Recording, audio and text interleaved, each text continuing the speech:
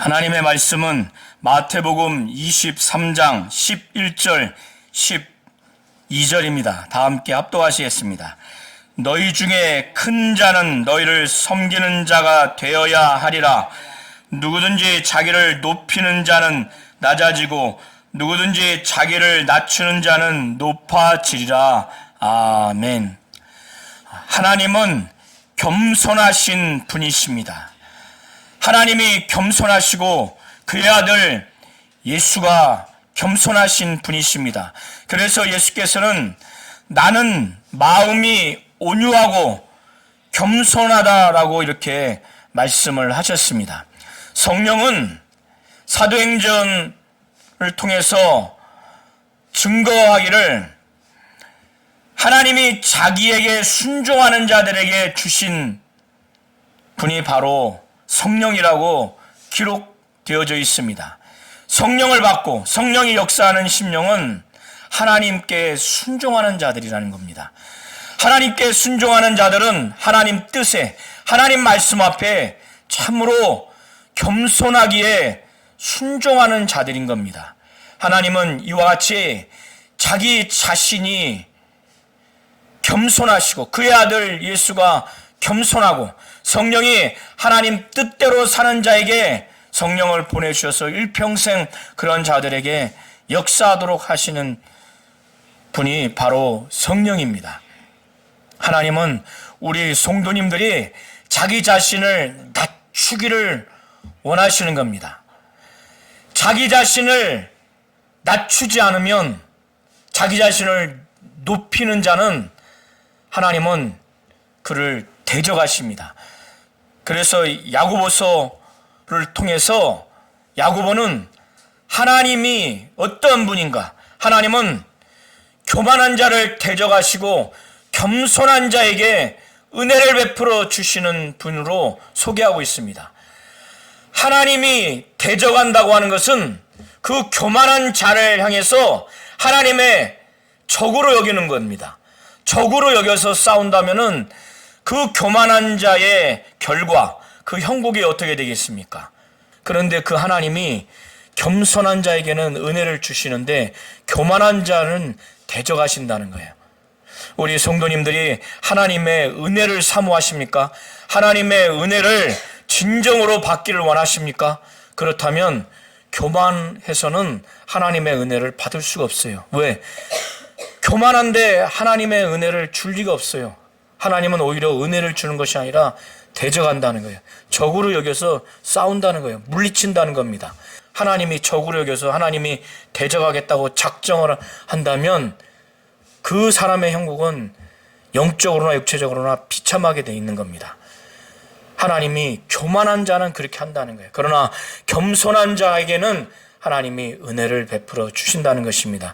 우리 성도님들이 하나님의 은혜를 사모하고 은혜 받기를 정말 원하고 은혜가 귀한 줄 안다면 자기 자신을 낮추고 겸손하시기 바랍니다. 처음부터 태어나자마자 인간이 교만한 자도 없고 겸손한 자도 없어요. 오늘 성경 읽은 본문에는 누구든지 자기를 높이는 자는 낮아진다는 거예요. 자기를 낮추는 자는 높아진다는 거예요. 누가 낮추고 누가 높이느냐? 바로 하나님이 그렇게 하신다는 거예요. 이 세상뿐만 아니라 나중에 하늘나라에 가서는 무지무지 교만한 자, 자기를 높이고자 하는 자는 하나님이 낮추시고 자기를 낮추고자 하는 자는 높인다는 거예요. 사람이 태어나면서부터 겸손한 사람이 없습니다. 여기서 자기를 높이고 낮추는 것은 그 사람의 몫인 거예요. 그 사람이 의지를 갖고 의사를 갖고 자기를 높이려고 하느냐, 자기를 낮추려고 하느냐에 따라서 그 결과가 달라지는 겁니다. 또한 이 예수께서는 오늘 제자들에게 제자들 중에서 너희 중에 큰 자는 너희를 섬기는 자가 되어야 한다는 거예요. 제자 중에서 큰 자가 혹 있다면 그게 베드로든지 그게 요한이든지 야고보든지 누구든지 그 제자들 중에서 큰 자가 있거든 그 큰 자는 겸손해야 한다는 겁니다. 왜 이런 말씀을 하는가? 오늘 설교범이 마태복음 23장 1절부터 12절을 통해서 우리 성도님들이 잘 읽고 이해하시고 믿으시기 바랍니다. 성경을 읽고 성경을 이해하고 성경을 믿고 성령을 의지해서 순종해야만이 하나님이 요구하시는 믿음을 얻을 수 있고 그것이 하나님 뜻대로 하나님이 기뻐하시는 신앙생활인 겁니다. 예수께서는 22장까지 유대 종교 지도자들 그들과 여러 가지 논쟁을 하셨고 또 그들을 향해서 또 지적도 하시고 책망도 하셨습니다. 바리새인들과 서기관들이 어떤 사람인가 하면은 서기관들은 이 유대 종교 지도자들 중에서 율법을 해석하고 또 율법을 연구하고 율법을 또 가르치고 더 나아가서 모세가 하나님으로부터 받은 그 율법 외에 그 율법을 자기들이 해석하고 적용하는 데 있어서 세세한 규정까지 그것을 만들 수 있는, 제정할 수 있는 그 권한이 있는 자들이 서기관입니다. 그러니까 율법 학자입니다. 그리고 바리새인들은 이 율법을 세세한 규정까지 철저하게 순종하려고 하는 그런 자들이에요. 그러니까 예수가 오셔서 그들의 그 마음과 중심을 꿰뚫어 보기 전까지는 아무도 이들을 비방하거나 판단할 수 있는 사람들이 아니에요. 그래서 이런 얘기가 있습니다. 유대 랍비 3명만 모이면 성경을 다 쓴다고 할 정도예요. 그만큼 성경을 다 외워요. 어려서부터 율법 교육을 유대인들은 철저하게 시킵니다. 그러니까 인간들이 볼 때, 이 이스라엘 일반 백성들이 볼 때 이 유대 종교 지도자들은 정말 범접할 수 없는 그 경건함, 그 권위, 특별히 그 율법을 연구하고 해석하고 그거를 가르치는 데 있어서 아주 해박해요. 그리고 바리새인들은 그걸 철저하게 세세한 규정까지 순종하고 복종하면서 살려고 하니까 얼마나 경건하겠어요. 그래서 이들은 자기들도 그렇게 스스로 생각을 합니다. 그러니 이런 사람들은 어떻게 되겠어요? 일주일에 금식을 2번이나 합니다. 그리고 기도도 많이 해요. 성경도 많이 알고 있고 순종하고 있고 구제도 하고 정말 흠잡을 수가 없어요. 흠잡을 수가 없다니까. 그러니까 이런 사람들은 스스로 다른 사람들한테 당연히 인정받아야 되고 또 존중받아야 되고 존경받아야 되고 더 나아가서는 경의를 표해야 된다고 자기들 스스로 생각을 합니다. 이게 바리새인들과 서기관들이에요. 그래서 이 바리새파 운동은 정말 평신도 운동이었어요. 좋은 뜻에서 출발했지만은 오늘 예수께서는 이 바리새인들과 서기관들에 대해서는 더 이상 가망이 없다. 하나님은 그들의 중심도 알고 그들의 모든 사람들이 보지 못하는 일거수 모든 행동들을 다 아시기 때문에 이 바리새인들과 서기관들은 이제 가망이 없다 하고 이들의 이 태도, 이들의 삶, 이들의 자세, 이들의 심령을 두고 이제 무리들과 제자들에게 이들을 절대로 이들의 삶을 본받지 말라. 특별히 이들의 행위는 절대로 본받지 말라. 이들의 삶을 따라가지 마라. 그래서 가르침을 줍니다. 바리새인들과 서기관들을 하나의 그 반면교사로 해서 자기 제자들과 무리들에게 이들이 말하는 것은 행하고 지키되 이들이 하는 행위는 절대 본받지 말라. 이렇게까지 말씀하실 정도면은 무리와 제자들이 영향을 받을 가능성이 없다면은 이 말씀을 했겠습니까?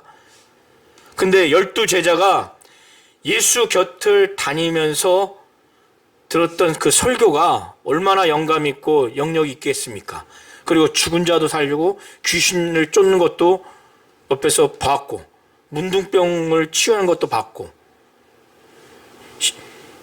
12해 동안 혈류증으로 앓는 여인이 치유받는 것도 봤어요.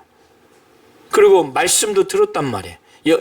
예수를 통해서 서기관들에게 느끼지 못하는 영감과 말씀의 그 권위도 느꼈단 말이죠. 그런데 이런 제자들이 예수의 말씀과 예수의 그 치유 외에 다른 어떤 것을 본들, 들은들 흔들릴까?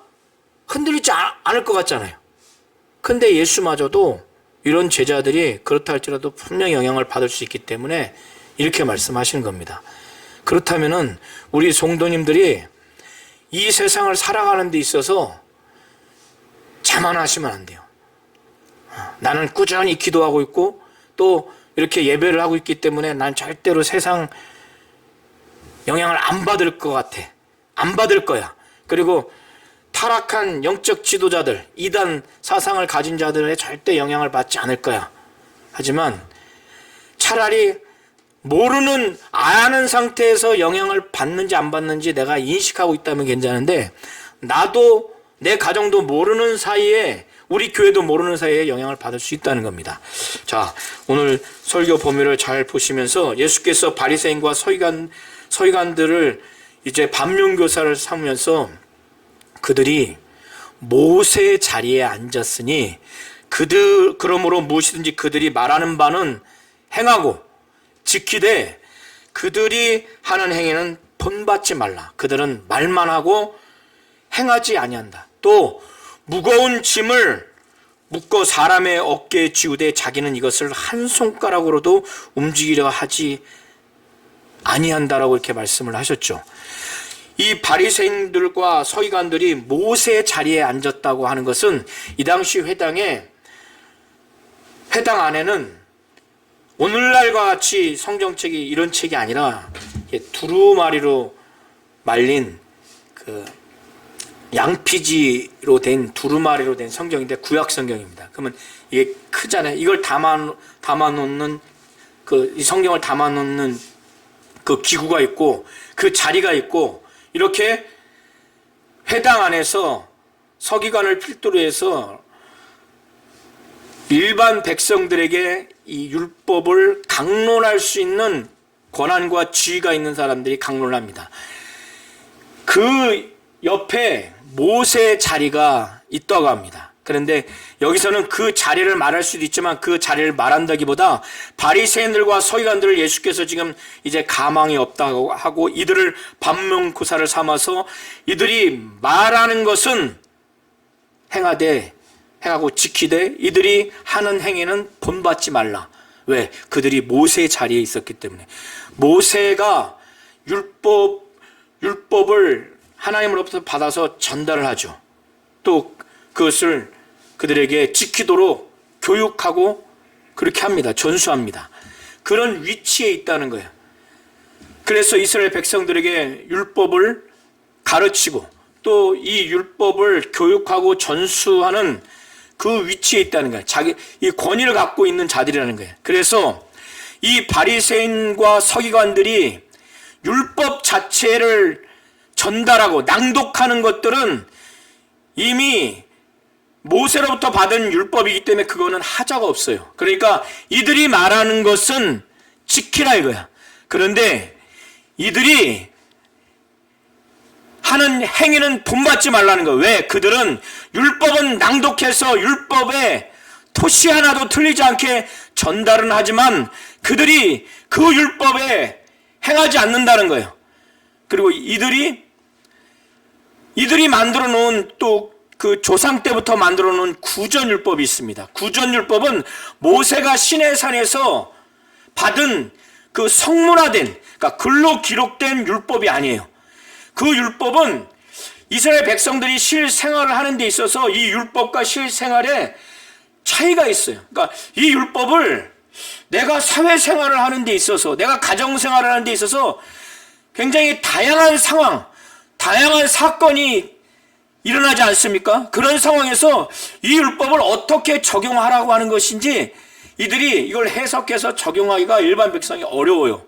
그러니까 그거를 하나의 구체적인 사례마다 그걸 적용할 수 있도록 만들어 놓은 거예요.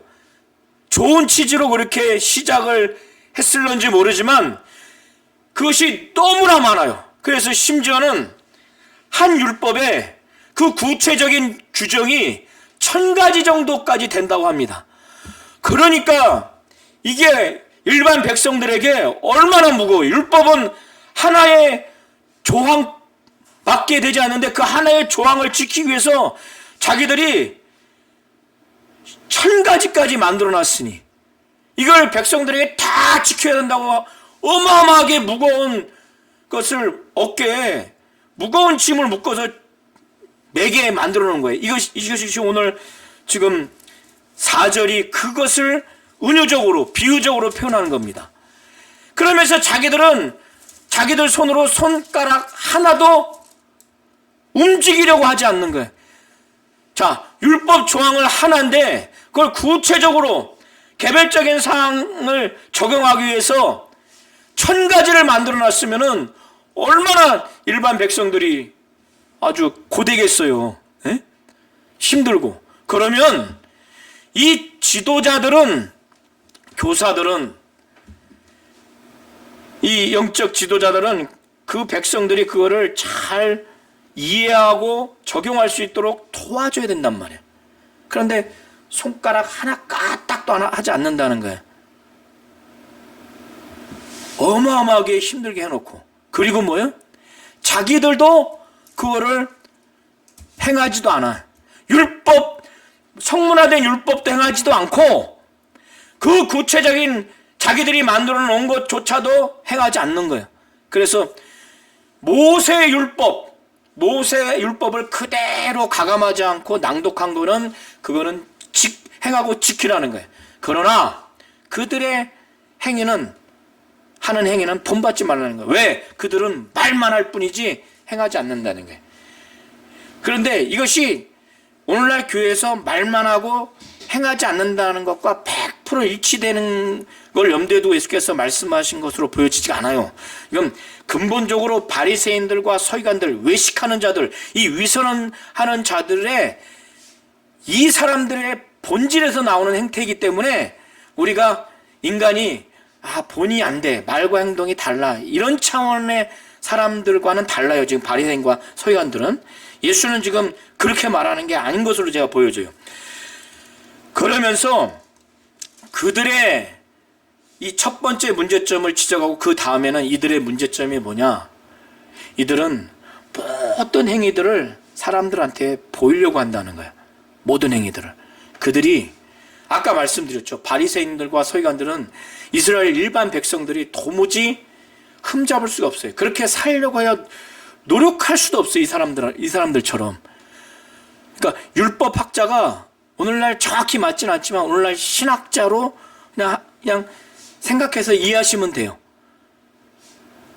오늘날 신학자들이 이 서기관들처럼 나쁘다는 게 아니라 이 당시에 율법학자라는 거예요. 율법학자. 바리새인들은 그야말로 실천가들이에요. 이 율법의 세세한 규정까지 정말 순종하면서 살아야 되겠다. 평생. 얼마나 대단한 사람들이에요. 그런데 예수가 볼 때는 이 사람들은 위선자들, 외식자들이라는 거예요. 모든 행위를 사람에게 보이고자 하는데 그 구체적인 것들이 뭐냐면 경문띠를 넓게 하고 옷수를 길게 하고 한다는 거예요. 이것은 구약의 출애굽기 13장 9절, 16절, 신명기 6장 8절을 근거로 해서 주어진 명령인데 이 경문이라고 하는 것은 가죽 상자로 만들어 놓은 건데 그 안에 뭘 넣냐면은 그 구약의 율법 그 말씀을 양피지에 기록을 해서 거기다가 담는 말씀 상자예요. 그리고 그것에 이제 끈이 있어요. 그 끈을 왼쪽 팔뚝에 이렇게 둘러매, 또 이마에 둘러매. 이건 뭐냐면 멋으로 하는 게 아니라 하나님이 모세를 통해서 주신 그 명령을 이스라엘 백성들이 철저하게 그것을 기억하고 순종하겠다고 하는 것을 상기시키기 위해서 그렇게 하라고 했던 거예요. 이 팔뚝에, 이마에.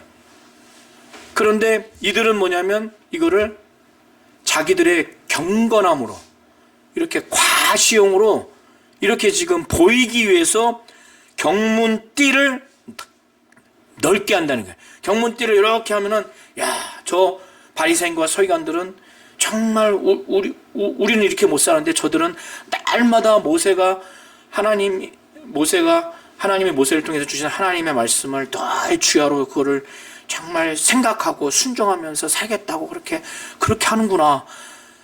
그렇게 사람들이 다 그렇게 알아주는 거예요. 정말 경건하구나. 자기들의 경건함을 그렇게 나타나기 위해서 경문띠를 넓히는 거예요. 또 옷술을 길게 한다고 하는 것은 옷술도 마찬가지예요. 이 경문띠를 넓히는 것과 똑같은 그런 좋지 못한 의도로 하는 건데, 옷술도 파란 줄하고 하얀 줄에 오늘날과 이제 똑같진 않겠지만 이제 여자분들이 어깨에다가 옷술을 두르잖아요. 그 사방 유대인들은 이제 긴 옷에 이 네 군데의 옷술을 답니다. 그 옷술을 달라고 하는 것도 경문을 이마에 왼쪽 팔뚝에 매라고 하는 것과 똑같아요. 뭐냐면 하나님의 모든 계명을 기억하고 그것을 순종해야 되겠다고 하는 것을 자꾸 상기시키도록 그렇게 하는 거예요, 옷술을. 그런데 이것이 자기를 향해서 그렇게 해야 되는데 남을 향해서 나는 이렇게 사는 사람이야. 늘 매일과 같이 하나님의 말씀을 나는 기억하고 순종하면서 그렇게 살려고 늘 나는 깨어있는 사람이야. 자기들은 경건한 사람이라고 이렇게 옷술을 길게 해서 사람들에게 보이는 거예요. 그래서 예수님이, 다른 사람들은 몰라요. 근데 예수님은 다 알죠.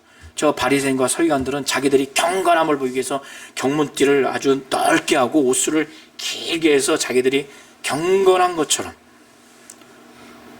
오늘날도 교회 안에서 교육자든 평신도 지도자든 이런 경우가 있을 수가 있죠. 그리고 시장 잔치의 윗자리와 회당의 높은 자리를 아주 좋아해. 그 윗자리와 높은 자리에 안 앉으면 못 견뎌. 이 바리새인과 서기관들이 그랬어요. 아까 말씀드렸죠. 인정받고 존중받고 존경받고 경의받아야 이들은 아주 그게 직성이 풀려요. 그렇지 않으면 못 견뎌. 그러니까 잔치를 가더라도 그 잔치 주인의 옆자리, 가까운 자리에 앉아 있어야 돼. 오늘날도 그렇지만 이 당시에 그 잔치의 주인의 바로 옆자리에 앉는다는 것은 사회적인 그 지위, 사회적인 신분의 의미가 대단히 높다는 거예요. 그러니까 키워코 거기를 앉아야 돼. 그리고 회당의 그 높은 자리, 회당의 높은 자리는 아까 말씀드렸죠. 앞에서 서기관이나 랍비나 이 율법을 강론할 수 있는 그 위치에 있는 사람이 있고, 또 이 두루마리로 된 그 성경이 보관된 그 기구가 있는 자리가 있어요. 여기 회중이 있죠. 회중을 향해서 단 근처에 있는 높은 자리에 여기를 기어코 앉아야 돼. 이게 뭐냐면 종교적으로도 상당히 경건하고 존중받고 경의를 표해야만 하는 사람들이 앉는 자리인 거예요. 거기를 기어코 앉아야 돼. 잔치의 윗자리. 그래 예수님은 모든 행위를 보이고자 하는 자들이 바로 바리새인과 서기관들인데 지금 네 가지를 말씀하고 이제 그 다음에 또 말씀하고 시장에 가서도 또 문안을 받아야 돼. 우리가 여기서 알아야 되는 건 인사를 자주 하고 자주 받는 걸 말하는 게 아니라 이 당시에 그 시장은 사람들이 많이 모이는 장소예요. 아고라라고 해가지고 여기서의 문안 받는 건 뭐냐면, 인사 받는 거는 바리새인들과 서기관들이 일반 백성들에게 경의의 대상으로서 인사받는 거예요. 우리처럼 서로 이웃집 사람한테 인사받고 어른한테 인사하는 그런 게 아니라, 그런 건 자주 해야 되죠. 여기서 이들이 받는 거는 자기들이 경건하고 사회적인 덕망이 있어서 경의받는 차원에서 문안 인사를 해야 된다고 이들은 당연히 생각하고 그걸 아주 좋아해요. 심지어는 부모들까지. 그 자기들이 가면은 다 인사를 하기를 바라는 거예요. 이게 예수님이 악하다고 하는 거예요. 그리고 랍비라 칭함을 받는 거를 또 좋아해. 랍비라고. 이거는 정말 선생이라는 의미인데 우리가 말하는 일반 뭐 학교 교수님 이 수준이 아니에요. 그 이상이에요. 그런데 사람들은 이걸 모르는 거예요. 외식하고 위선한다는 거. 그러나 예수님은 이걸 정확히 잘 아시죠.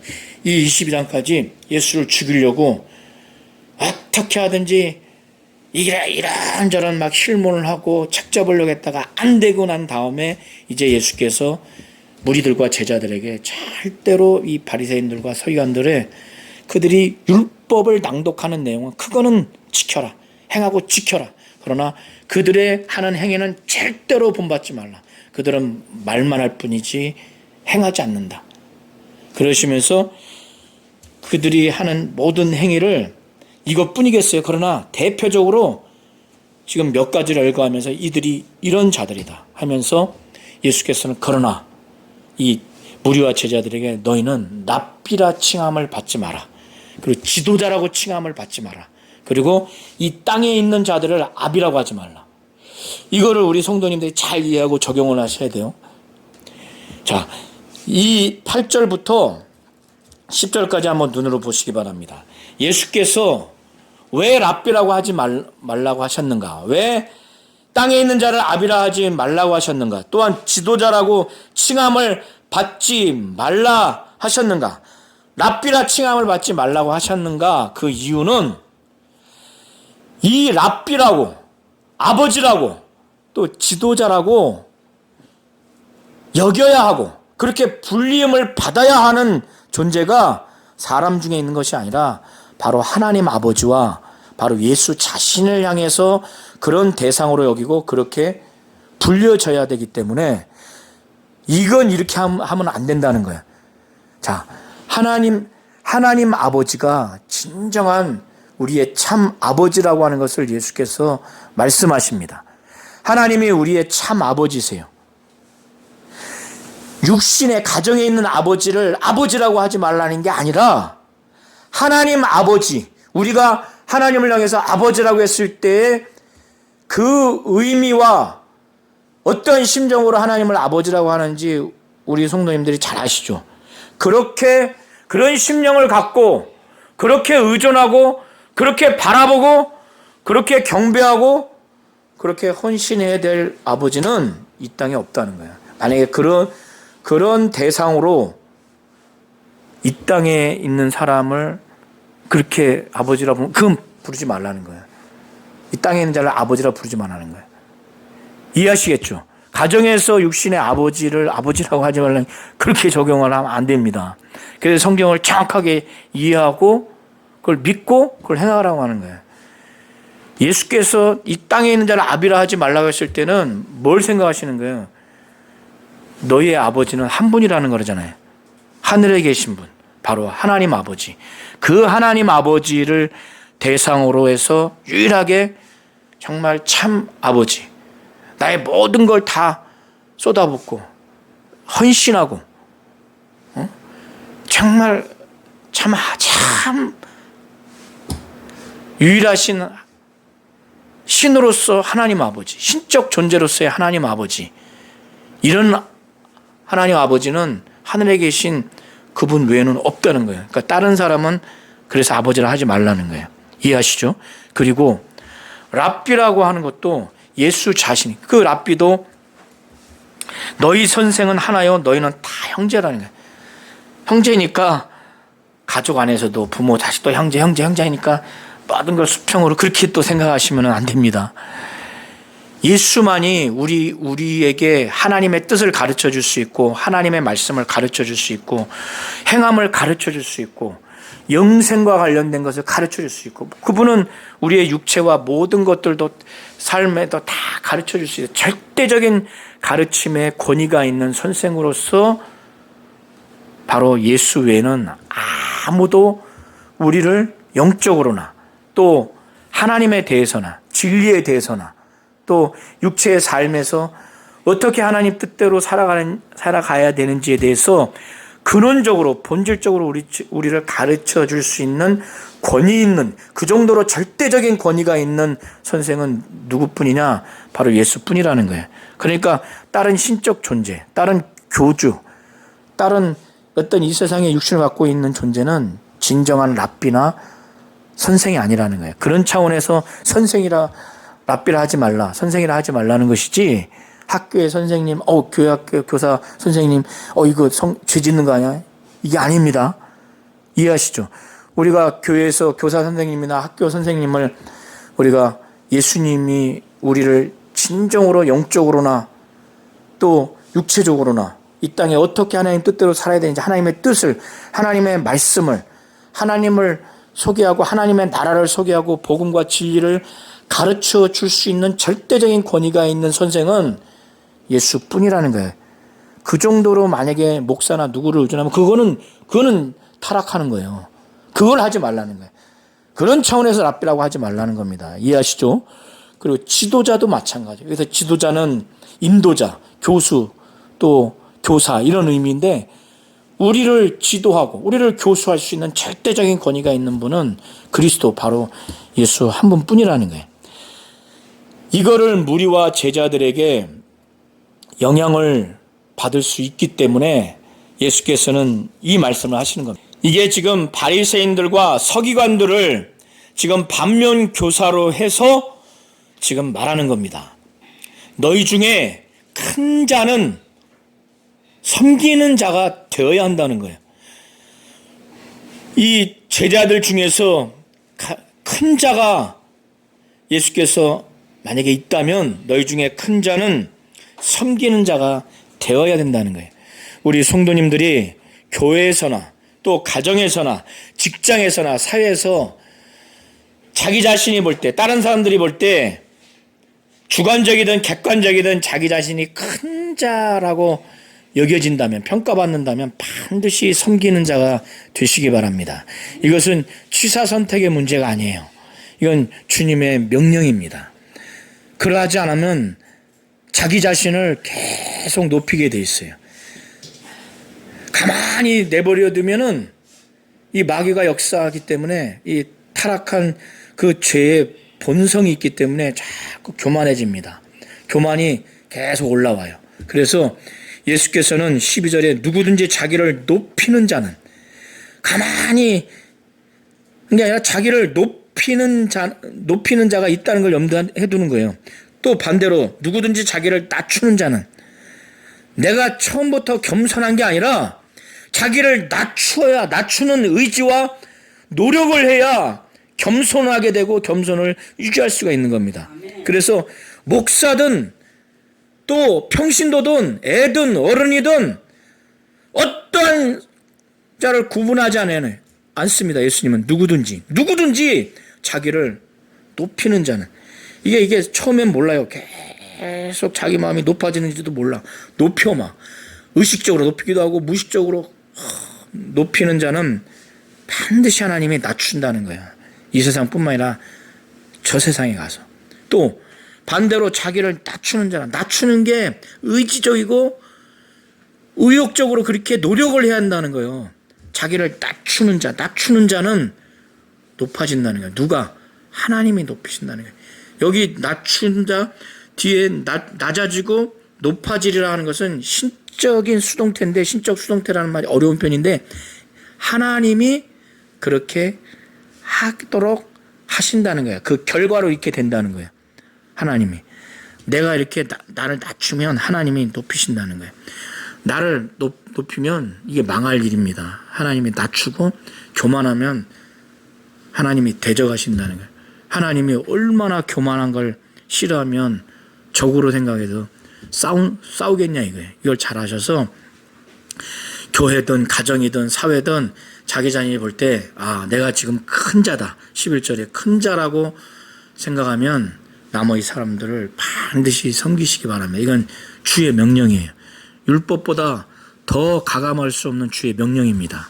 그리고 누구든지 자기를 높이는 자는 낮아진다는 거예요. 자기를 낮추는 자는 하나님이 높이신다는 거예요. 하나님은 겸손하신 분이십니다. 하나님은 우리 교회와 우리 성도들을 정말 낮추실 거예요. 하나님은 교만한 자를 좌시하지 않고 대적하신다는 거예요. 그러나 하나님이 겸손한 자에게는 은혜를 베풀어 주신다는 겁니다.